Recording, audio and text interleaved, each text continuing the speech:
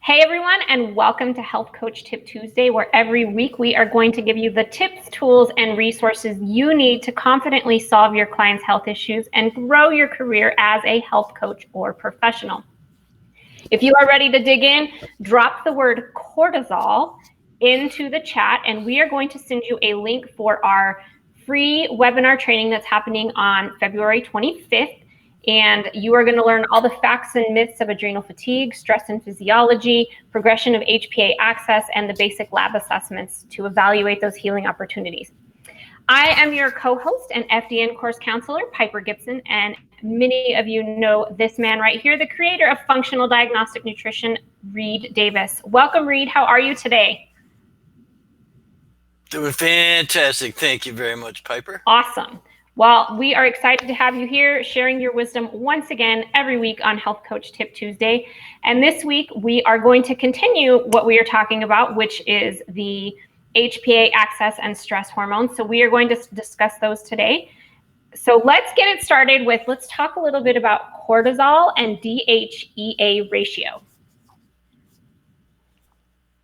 Well, fantastic. So we've got this thing called stress. A lot of you have heard that term before, and probably immediately think about, something mentally, emotionally that you don't like, some emotional response. Your job isn't satisfying. You get cut off in traffic. You got problem with the spouse or the kids or finances or something like that. And yeah, that's stressful.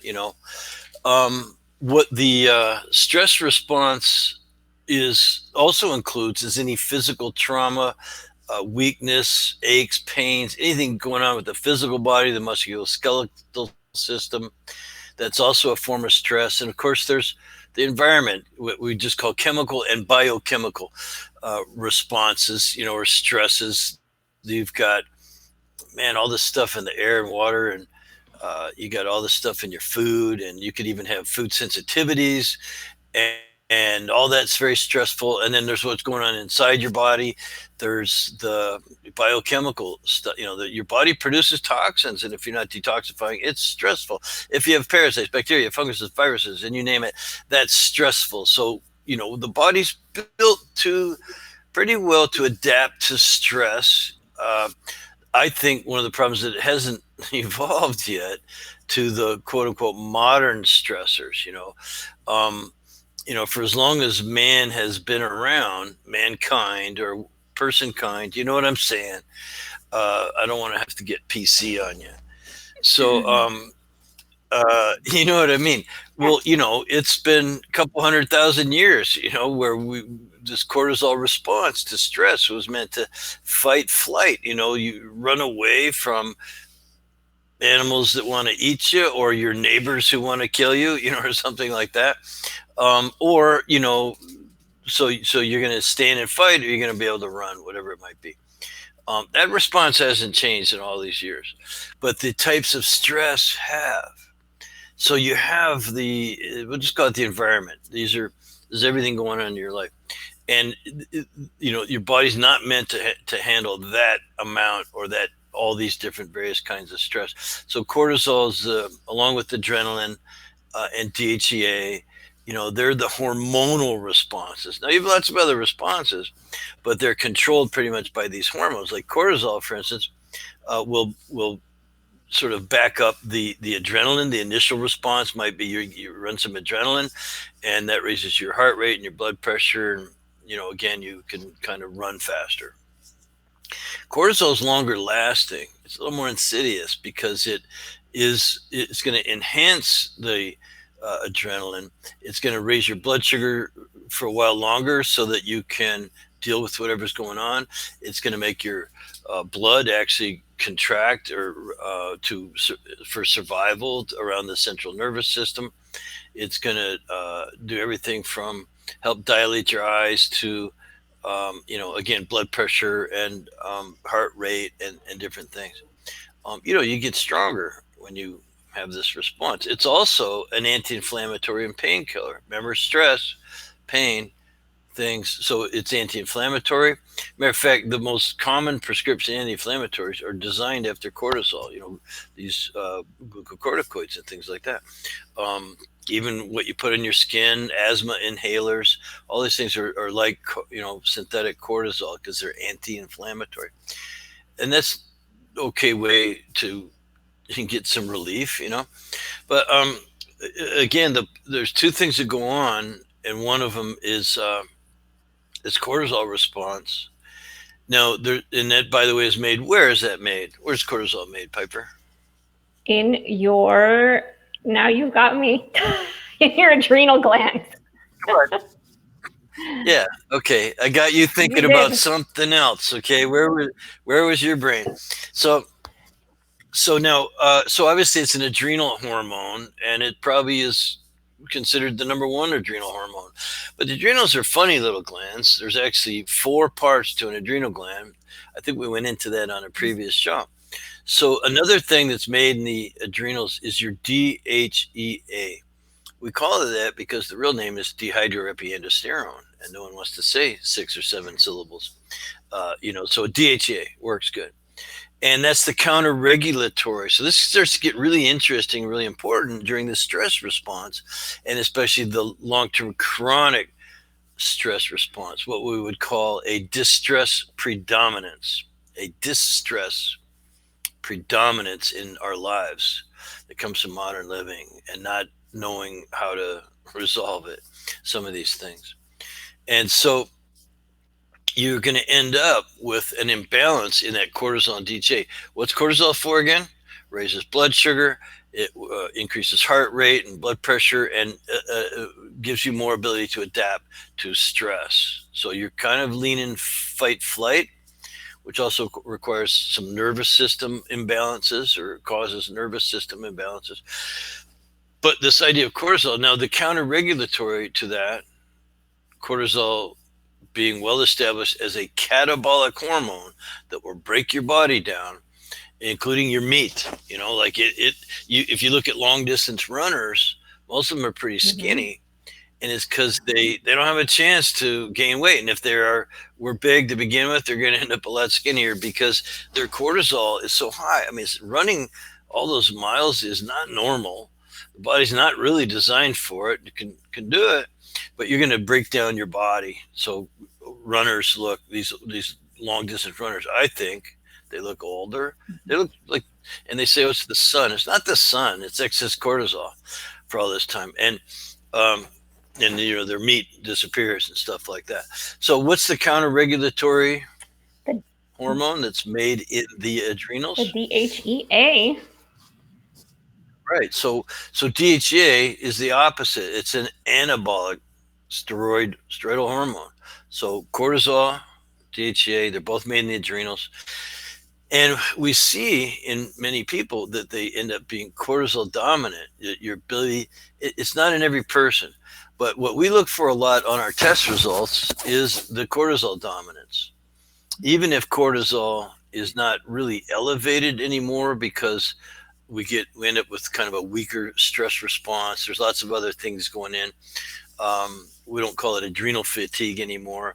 We've covered this. It's really the hypothalamus and the pituitary and the adrenals, and everything that has an effect on any one of those organs or the entire axis, which includes the feedback loops and things like that. So it gets pretty chaotic, and cortisol after a while will go down, but DHEA just seems to go down even more. So even though your cortisol is not real high anymore, because you just sort of can't get there, the DHEA goes down too, and you end up you still can see this cortisol dominance, and we call that a catabolic state in the body breaking down. And we don't want to just treat the paper when we see that on the test result. We actually want to get the person to take some action to reduce the stressors, and that can take some pretty deep investigation into a person. It could be their life. Again, the limbic system, how you think, how you're responding to these mental, emotional stressors in life. How you think and respond is important. And then if you have unresolved pain and chronic things going on with your body that you haven't got fixed, you probably need to go fix them. I'm guilty of that myself with all the sports and motorcycle injuries I've had. Can't be walking around in pain all the time. and it's easy to do. It actually gets pretty easy to ignore. We get used to it. We start to think that, oh, my neck hurts all the time and it's radiating down my arm, and that's normal for me. It's not normal. Don't think that. You got to get stuff fixed. That's why people hire health coaches, by the way. They can help with all these things. And last but not least, that chemical biochemical stress, the hidden stressors. Not knowing what's in your environment sucks for you and for us. So we help, health coaches will help people separate these things. That's how we get the best results, rather than just treat the paper with some agent. There are things that will keep your cortisol more active. If it's real low, there's things that'll knock it down if it's real high. And there are adaptogens, and there are glandular products, and there's a good old fashioned B complex, which we used to call stress complex 20 years ago. Take some stress complex. What is it? Mostly B vitamins, because they're involved in the metabolic processes. Cholesterol being the main ingredient, and then you're with your B vitamins, B5, and other enzymes and cofactors and things. Out of cholesterol, we get the pregnenolone, and then we get the cortisol DHEA, all these other hormones out of that. So anyway, I found it really interesting and worth looking into. Hello, Wendy. Good to see you here. Hey, everybody. Thanks. Just talked to Wendy last night. Oh, awesome. Well, I'm glad that she joined us today. Yeah, and to everybody else too. Hello. And if you're just joining us, drop the word cortisol, and we are going to send you a link to this month's webinar so that you can get on that and check that out for all the awesome information. Reed is talking about cortisol DHEA ratio. Let's talk a little bit about that inverted ratio. And I know that we see this when we're looking at lab results.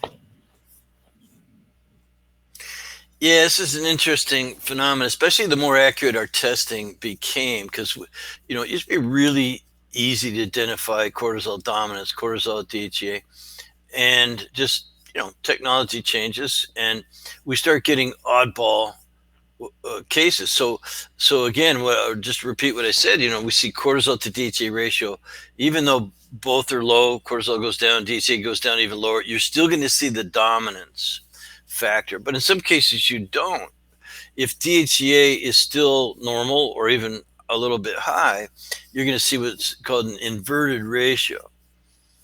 So we get the ratio by dividing cortisol by the DHEA node. So just pretend for a minute that your cortisol is 10. I'm just using totally arbitrary numbers to make it easy. And your DHEA was 5. Well, that would be a 2-to-1 ratio. Cortisol is higher than the DHEA. You have 2-to-1, and that would be fine. But when we start seeing cortisol at 20 and DHEA at 2, now you have a 10-to-1 ratio, right? So that's not fine. That's a cortisol dominance. But let's take a person with a cortisol number, and then the DHEA is just so high that the numbers don't work. It actually becomes upside down, and so it's an anomaly. And the reason is some people are really damn good at making DHEA, or they're on a supplement. And why is that? Well, because people are different, and the DHEA is not made in the same zone as the cortisol in the adrenals. So this is what takes us, and this is, where work gets really interesting. 20 years ago, we just said, oh, it's the adrenals, adrenal fatigue. You have the adrenal medulla in the center of the adrenals, and that produces your norepinephrine, epinephrine. This is basically adrenaline. And so if you see something running across the street and you're driving at 60 miles an hour, you're probably going to hit the brakes hard and start panting and sweating, and your eyes are going to get bug out of your head, and you're going to go, oh my God, your heart rate jumps up, your blood pressure's up, things like that. Wow, that's a pure adrenaline rush response. And it's a direct correlation between what you see, that signals go to the brain, to the nervous system. From the brain, the brain is your main big nervous system, central nervous system, that and the brainstem and the spinal cord, and then so what happens is the nerve signals go directly to the adrenal medulla. to produce this adrenaline response. Now, adrenaline's a hormone, more or less. Now the hypothalamus pituitary picks that up very quickly, almost instantaneously, and sends a hormonal signal to the adrenals, to the different parts of the adrenals, the other parts. And they're big 6-syllable words.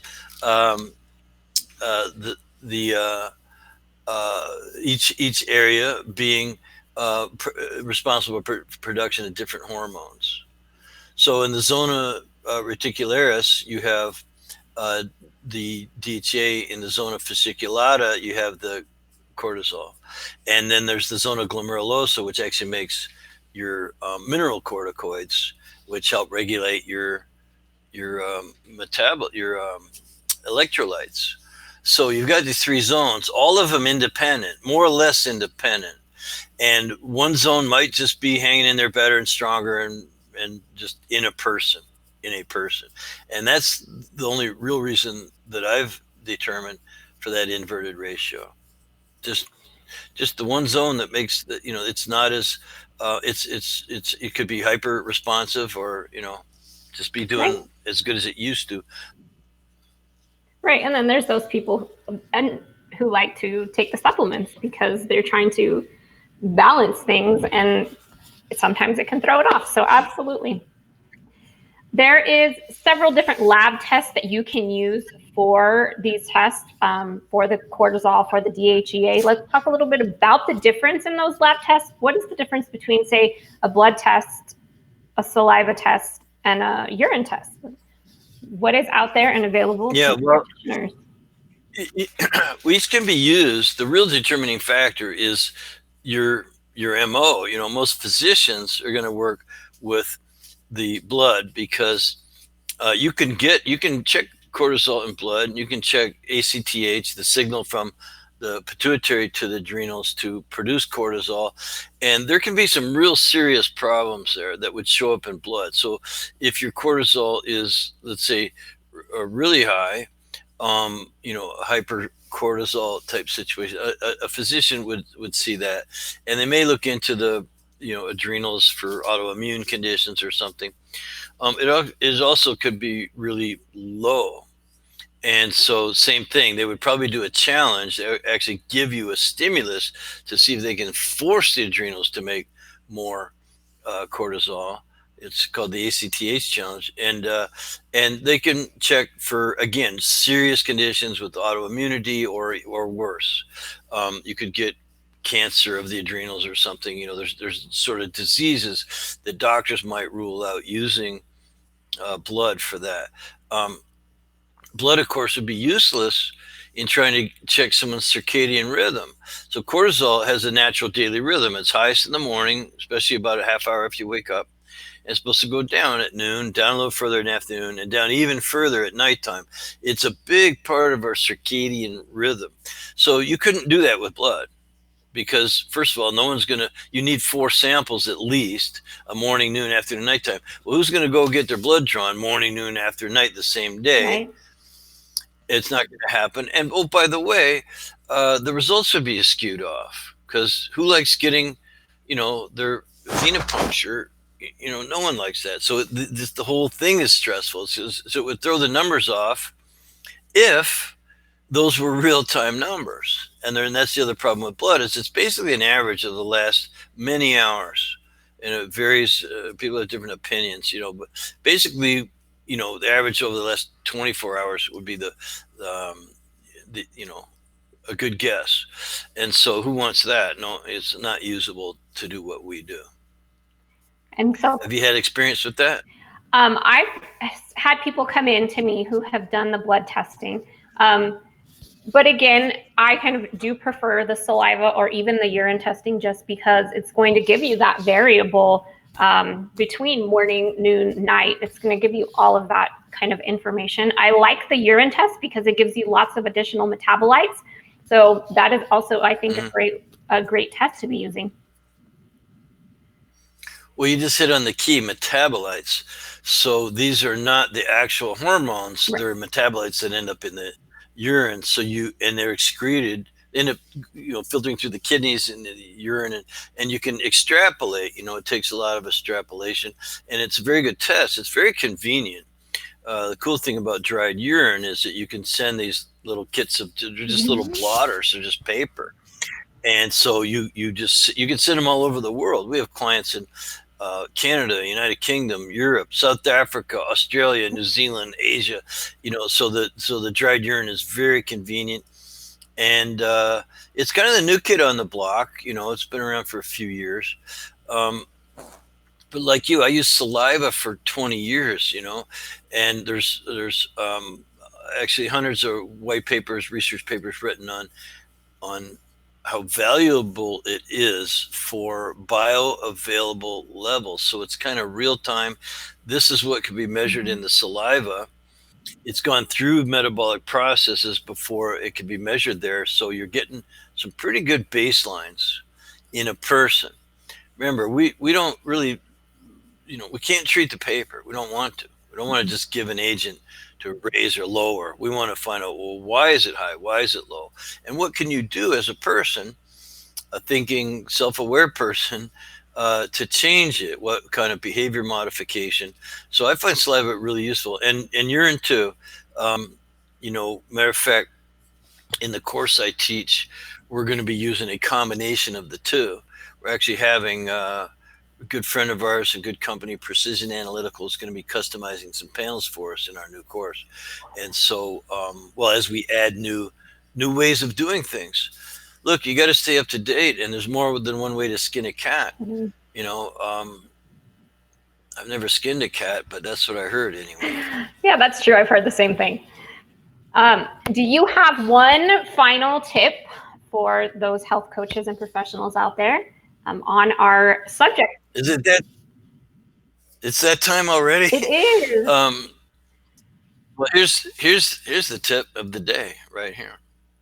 Test, don't guess. There's just absolutely nothing like getting a client, getting to know them through professional, inquiries. Like we do these intakes, we get as much information about their life and what their complaints are and how often that bothers them, how long it's been going on, what have they tried so far, why is this important to them, is this ruining their life, or is it something that they've just learned to live with, and so on and so on. We want to know, do they have a support group? Would they actually follow a plan if we gave them one? And how committed they are to that. So there's lots about getting to know a person.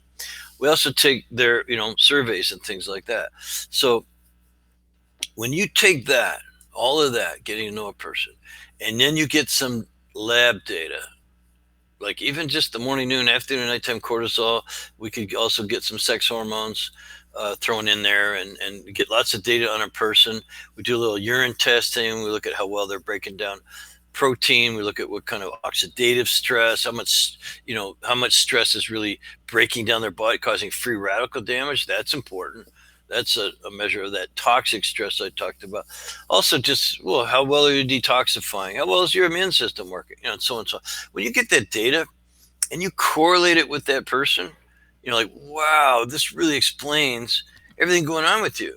Now, generally, health coaches work with people who haven't had much luck with doctors. Doctors save lives. They're wonderful people. They want to help.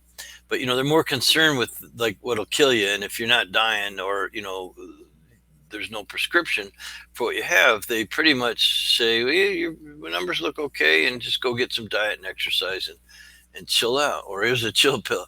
So people come to health coaches because they're willing to change. They're willing to do the behaviors that will get them that sense of well-being and energy and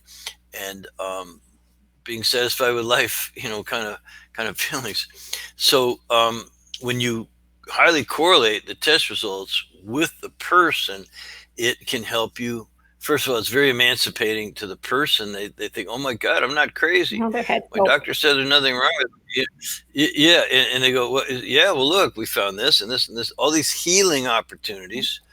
And now, their next question is always, well, what can I do about it? And we'll talk about that next week.